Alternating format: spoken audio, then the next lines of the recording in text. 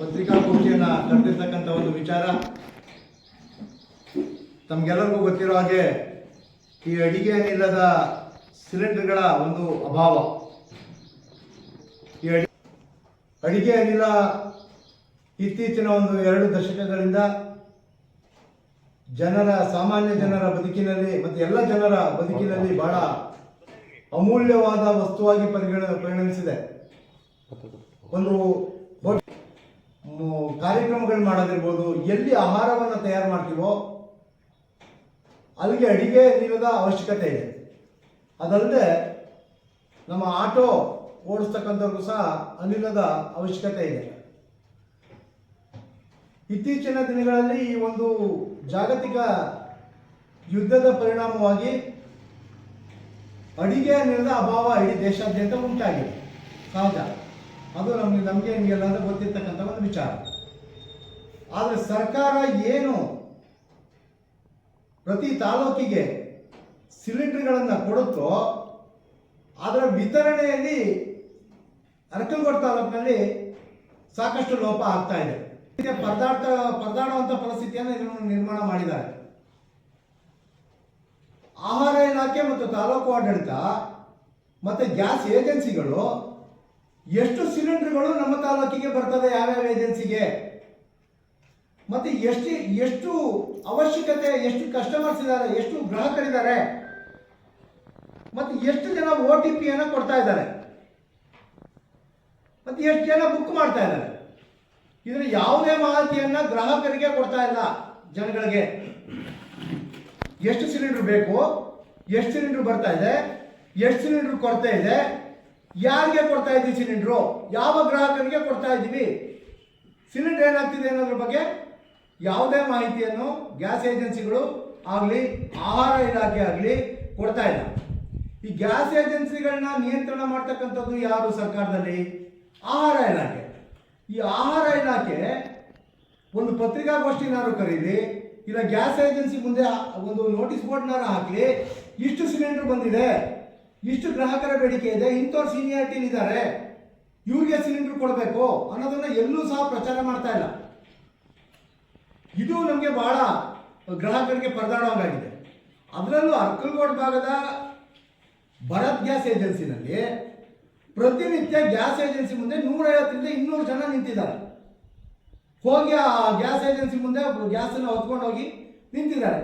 ಅದು ಪಟ್ಟಣದಿಂದ ದೂರ ಇರೋದ್ರಿಂದ ಆಟೋಗಳು ಸಹ ಈಗ ಹೆಚ್ಚಿಗೆ ಬರೋಕ್ಕೆ ಸಾಧ್ಯ ಆಗ್ತಾ ಇರೋದ್ರಿಂದ ಹೊತ್ಕೊಂಡು ಹೋಗೋದು, ಬೈಕಲ್ಲಿ ಇಟ್ಕೊಂಡು ಹೋಗೋದು, ವಯಸ್ಸಾದಂಥವ್ರು ಅಲ್ಲಿಗೆ ನಡ್ಕೊಂಡು ಹೋಗೋದು, ಮತ್ತು ಅಲ್ಲಿ ಗಂಟೆಗಳ ಕಾಲ ನಿಂತ್ಕೊಳ್ಳೋದು, ಮತ್ತು ಸಿಲಿಂಡರ್ ಇಲ್ಲ ಅಂತ ವಾಪಸ್ ಬರೋದು, ಈ ಸಮಸ್ಯೆ ಯಾಕೆ ಸೃಷ್ಟಿಯಾಗಿದೆ?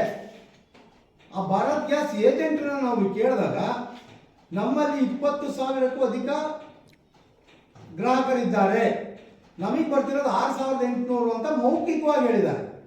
ಅದು ಯಾವುದೇ ಗ್ಯಾರಂಟಿ ಸಿಲಿಂಡರ್ಗಳು ಬಂದರೆ ಹೇಗೆ ಸಾಧ್ಯ ಆಗುತ್ತೆ? ಇದಕ್ಕೆ ಯಾರು ಉತ್ತರ?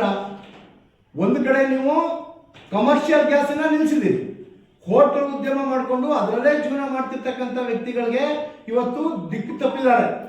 ಎಷ್ಟೋ ಜನ ಹಳ್ಳಿಯಿಂದ ಬರ್ತಕ್ಕಂಥವ್ರಿಗೆ ಪೇಟೆನಲ್ಲಿ ತಿಂಡಿ ಊಟಗಳು ಸಿಕ್ಕದಂತ ಕೊರತೆ ಆಗಿದೆ. ಕಮರ್ಷಿಯಲ್ ಸಿಲಿಂಡರ್ಗಳನ್ನ ಕೊಡ್ತಾ ಇಲ್ಲ ನೀವು. ಇನ್ನೊಂದು ಕಡೆ ಡೊಮ್ಯಾಸ್ಟಿಕ್ಕು ಏನು ಮನೆ ಅನಿಲ ಇದೆ ಅದನ್ನು ಸಹ ನೀವು ನಿಖರವಾಗಿ ಕೊಡ್ತಾ ಇಲ್ಲ. ಯಾಕೆ? ಅದರ ಸೀನಿಯಾರಿಟಿ ಕಾಪಾಡ್ಕೋತಾ ಇಲ್ಲ. ಯಾಕೆ? ಪ್ರತಿದಿನ ಬುಕ್ ಮಾಡಿದ ನಿಮ್ಮ ನಿಯಮ ಏನು? 45 ದಿವಸಗಳಲ್ಲಿ ಬುಕ್ ಮಾಡಿದ ನಂತರ ಕೊಡಬೇಕು.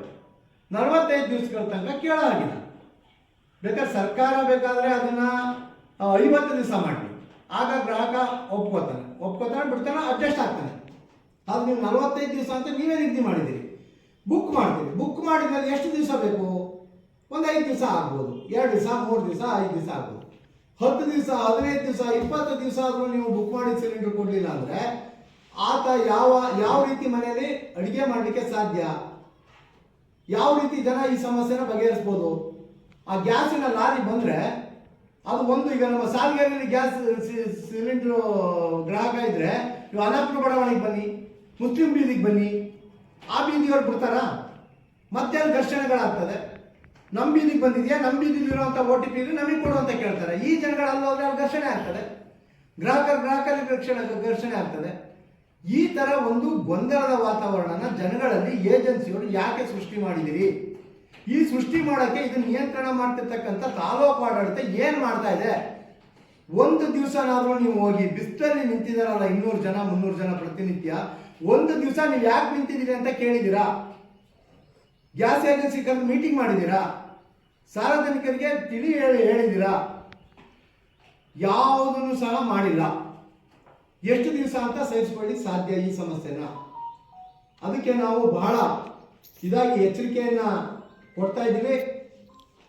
ಈ ತಕ್ಷಣ ತಾಲೂಕು ಆಡಳಿತ ನಮ್ಮ ತಾಲೂಕಿನಲ್ಲಿ ಎಷ್ಟು ಗ್ಯಾಸ್ ಏಜೆನ್ಸಿ ಇದೆ ಅವ್ರನ್ನ ಮೀಟಿಂಗ್ ಕರೆದು ನಿಮ್ಗೆ ಎಷ್ಟು ಗ್ಯಾಸ್ ಬರ್ತಾ ಇದೆ, ಯಾರು ಬುಕ್ ಮಾಡಿದರೆ, ಯಾವ ಮಾನದಂಡದ ಮೇಲೆ ಗ್ಯಾಸನ್ನು ಕೊಡ್ತಾ ಇದ್ದೀರಿ, ನೀವು ಏನು ಮಾನದಂಡ? ಇವತ್ತು ಬುಕ್ ಮಾಡಿದವನಿಗೆ ನಾಳೆ ಕೊಡ್ತೀರಾ, ನಾಡಿದ್ದು ಕೊಡ್ತೀರಾ? ಇದಕ್ಕೊಂದು ಮಾನದಂಡನ ಅನುಸರಿಸಬೇಕು. ತಕ್ಷಣ ಈ ಸಮಸ್ಯೆನ ಬಗೆಹರಿಸಬೇಕು. ಮತ್ತೆ ಗ್ರಾಹಕನ ಮನೆ ಬಾಗಿಲಿಗೆ ಕೊಡಬೇಕು. ಅದಕ್ಕೂ ಸಹ ಹಣ ತಗೋತೀರಾ ನೀವು. ಕಿಲೋಮೀಟರ್ ಲೆಕ್ಕದಲ್ಲಿ ಗ್ರಾಹಕನ ಮನೆ ಬಾಗಿಲಿಗೆ ಕೊಡಬೇಕು ಅನ್ನೋ ನಿಯಮನೇ ಇದೆ. ಆಗುತ್ತೆ, ಸಹಜ. ಒಂದು ದಿವಸ 2 ದಿವಸ ಸಹ ಲೇಟ್ ಆಗುತ್ತೆ. ಆದರೆ ನೀವು ನಿಗದಿತ ಸಮಯದಲ್ಲಿ ಸಿಲಿಂಡರ್ನ ಕೊಡಬೇಕು. ಕೊಡಲಿಲ್ಲ ಅಂದರೆ ಯಾವ ಕಾರಣಕ್ಕೆ ಕೊಡೋಕ್ಕಾಗ್ತಾ ಇಲ್ಲ ಅನ್ನೋದನ್ನು ಪ್ರಚಾರಪಡಿಸ್ಬೇಕು. ಭಾರತ್ ಗ್ಯಾಸ್ ಅಂದರೆ ಯಾಕೆ ಇಷ್ಟು ಪಟ್ಟಣದಲ್ಲಿ, ಅದರಲ್ಲೂ ಅರ್ಕಲ್ಗೋಡು ಪಟ್ಟಣದಲ್ಲಿ ಮತ್ತೆ ಅರ್ಕಲ್ಗೋಡು ಪಟ್ಟಣದ ಸುತ್ತಮುತ್ತ ಇರೋ ಎಲ್ಲ ಹಳ್ಳಿಗಳು ಮತ್ತು ಮಲ್ಪಟ್ಟ ಹೋಬಳಿ, ಕಸ್ಬಾ ಹೋಬಳಿ ಈ ಭಾಗದಲ್ಲಂತೂ ತುಂಬಾ ಸಮಸ್ಯೆ ಆಗಿದೆ. ಇದು ಸಮಸ್ಯೆಯಾಗಿ ಅಲ್ಲೂ ಹೋರಾಟಗಳು ಗಲಾಟೆಗಳು ನಡೀತಾ ಇದೆ.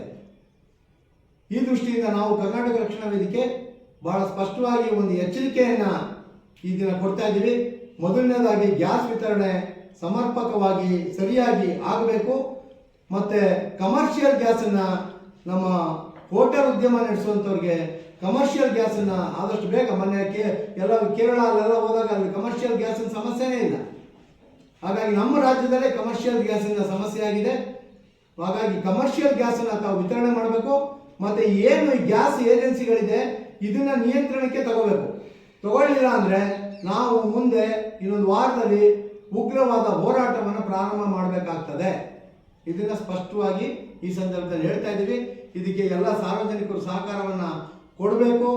ಮತ್ತೆ ಗ್ಯಾಸ್ ಏಜೆನ್ಸಿಗಳನ್ನ ತಾಲೂಕು ಆಡಳಿತ ಈ ಸಮಸ್ಯೆನ ಬಗೆಹರಿಸಬೇಕು ಅಂತ ಈ ಸಂದರ್ಭದಲ್ಲಿ ಕೇಳ್ಕೊತಾ ಇದ್ದೇವೆ.